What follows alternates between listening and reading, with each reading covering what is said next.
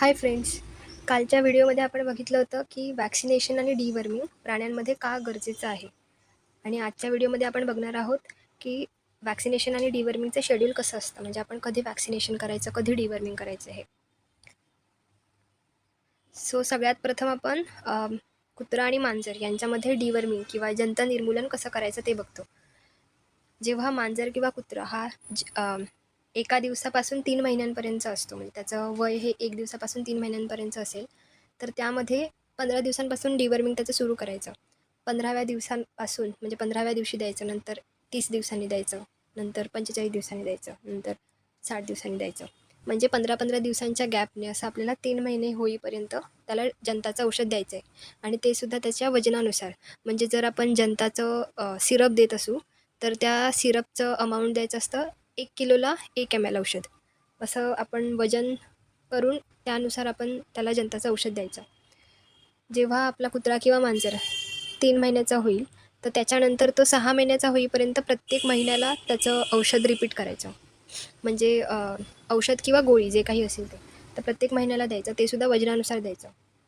जर आपण गोळी देत असू, मांजराला जर गोळी द्यायची असेल, तर सर्वसाधारणपणे 2 ते 4 किलोसाठी 1 गोळी द्यायची असते. आणि जर कुत्र्याला गोळी द्यायची असेल, तर 10 किलोला 1 गोळी असते. पण आपण ते जवळच्या पशुवैद्यकाकडून कन्फर्म करून घ्यायचं की तेवढंच आहे. कारण काही वेळा गोळ्यांचं हे वजनानुसार कमी जास्त प्रमाणात असू शकतं अमाऊंट. तर ते एकदा चेक करून घ्यायचं. त्याच्यानंतर आपलं कुत्रा किंवा मांजर 6 महिन्यांपेक्षा जास्त होईल त्याचं वय, तर मग तेव्हापासून 3 किंवा 4 महिन्यातून एकदा आपण त्याला जंताची गोळी किंवा जंताचं सिरप जे काही असेल तर ते द्यायचं. जेव्हा आपण जंत निर्मूलन नियमितपणे करतो, तेव्हा त्या कुत्र्याची किंवा तेव्हा त्या मांजराची हेल्थ चांगली राहते, आरोग्य चांगलं राहतं. आता आपण बघूया की मांजरांमध्ये लसीकरण कधी-कधी करायचं.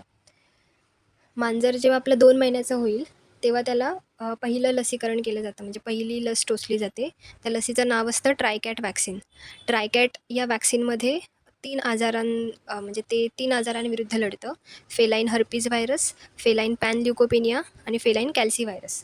तर हे आजार त्या मांजराला होऊ नयेत म्हणून आपण त्याला ते वॅक्सिन देतो. कारण हे आजार डेडली असतात.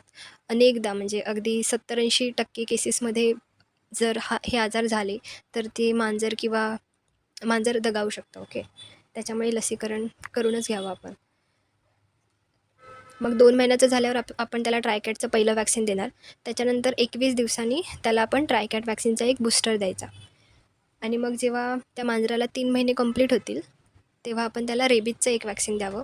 रेबीज हा असा आजार आहे जो प्राण्यांपासून माणसांमध्ये पण होऊ शकतो. आणि एकदा का या आजाराने आपली लक्षणं दाखवायला सुरुवात केली, म्हणजे अगदी प्राण्यांमध्ये असू देत किंवा माणसांमध्ये, तर मग या आजारावरती उपचार नाही आहे. मग यामध्ये माणूस किंवा तो प्राणी दगावतो. त्यामुळे आणि मुख्य गोष्ट म्हणजे हा जो आजार आहे रेबीज, हा आपण वॅक्सिनने म्हणजे लस देऊन हा आपण आटोक्यात पण ठेवू शकतो. त्याच्यामुळे लस म्हणजे अँटीरेबीज वॅक्सिनची लस आपल्या पाळीव प्राण्यांना देणं आणि ज्यांचे पाळीव प्राणी पाळतात त्यांनी स्वतःसुद्धा म्हणजे त्या माणसांनी स्वतःसुद्धा ही लस घेणं अत्यंत आवश्यक आहे. तर अँटीरेबीजचं वॅक्सिन द्यायचं 3 महिन्याचं झाल्यावर. त्याच्यानंतर 21 दिवसांनी अँटीरेबीजचा बूस्टर. आणि मग प्रत्येक वर्षी हे वॅक्सिन रिपीट करायचे. जेव्हा आपण प्रत्येक वर्षी रिपीट करणार तेव्हा आपल्याला बूस्टर डोस द्यायची गरज नसते. तेव्हा मग एक वॅक्सिन द्यायचं फक्त. ट्रायकॅटचं वॅक्सिन आणि रेबीजचं वॅक्सिन अशी 2च वॅक्सिन मग दरवर्षी आपल्याला रिपीट करावी लागतील. आता आपण कुत्र्यांमध्ये लसीकरणाचं शेड्यूल बघू. तर आपला कुत्रा जेव्हा 2 महिने कंप्लीट होतात, तेव्हा त्याला 9-in-1 वॅक्सिन द्यायचं असतं. 9-in-1 वॅक्सिनमध्ये 9 आजारांवरती हे वॅक्सिन असतं. हे पण व्हायरल डिसीज असतात. तर हे आजार होऊ नयेत म्हणून आपण कुत्र्यांना हे वॅक्सिन देतो. त्याच्यामध्ये पार्वो व्हायरस आणि डिस्टेंपर व्हायरस हे सगळ्यात कॉमन आहेत. ते आपल्याला जे भटके कुत्रे असतात त्याच्यामध्ये सुद्धा बऱ्याच वेळेला दिसून येतात. आणि हे आजार झाले तर मग त्याच्या ट्रीटमेंटचा कॉस्ट खूप जास्त असतो. अगदी 7-8-10 दिवसापर्यंत 2 टाईम सलाईन वगैरे या सगळ्या गोष्टी कराव्या लागतात. त्याच्यामध्ये आपला वेळ, आपले पैसे, त्या प्राण्याची हेल्थ हे सगळंच अगदी टांगणीला लागलेलं असतं. त्याच्यामुळे हे आपल्याला जर टाळायचं असेल, तर आपण आपल्या डॉगला 9-in-1 वॅक्सिन देऊन घ्यावं.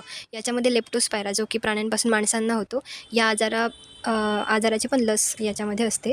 तर ते एक वॅक्सिन आपण जेव्हा आपला कुत्रा 2 महिन्याचा होईल तेव्हा ते द्यावं. त्याच्यानंतर 21 दिवसांनी त्याचा बूस्टर द्यावा.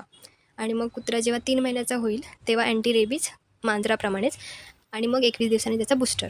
आता याच्यामध्ये कुत्र्यांमध्ये करोना वॅक्सिन आणि केन्नल कफ वॅक्सिन हे 2 ॲडिशनल वॅक्सिन आहेत. तर ते वॅक्सिन जे पशुपालक आहेत, तर ज्यांना शक्य असेल त्यांनी हे वॅक्सिन देऊन घ्यावं, किंवा ज्या ठिकाणी हे आजार होतात, अगदी मुंबई, पुण्यासारख्या शहरांमध्ये हे आजार आपल्याला प्राण्यांमध्ये बघायला मिळतात. मग अशा ठिकाणी आपण जेव्हा आपले प्राणी पाळत असू, तर मग हे वॅक्सिन देऊन घ्यावेत आपल्या प्राण्यांना. आणि तसंच की दरवर्षी 9-in-1 रेबीज, करोना, केन्नल कफ हे वॅक्सिन आपण दरवर्षी आपल्या कुत्र्यांना एकदा टोचून घ्यावेत. ओके. आता आपण जसं जंत निर्मूलन करतो, तर जंत निर्मूलन म्हणजे हे झालं आपल्या पोटामध्ये असणारे जंत. पण तुम्ही बऱ्याच वेळा बघता की प्राण्यांच्या शरीरावरती सुद्धा आपल्याला खूप पॅरासाईट बघायला मिळतात. जसं की गोचिड झाली, पिसवा झाल्या, किंवा इयर माईट्स असतात. अ, आपल्या स्किनवरती पण डेमोडेक्स माईट्स वगैरे अशा वेगवेगळ्या प्रकारचे पॅरासाईट्स आपल्याला बघायला मिळतात.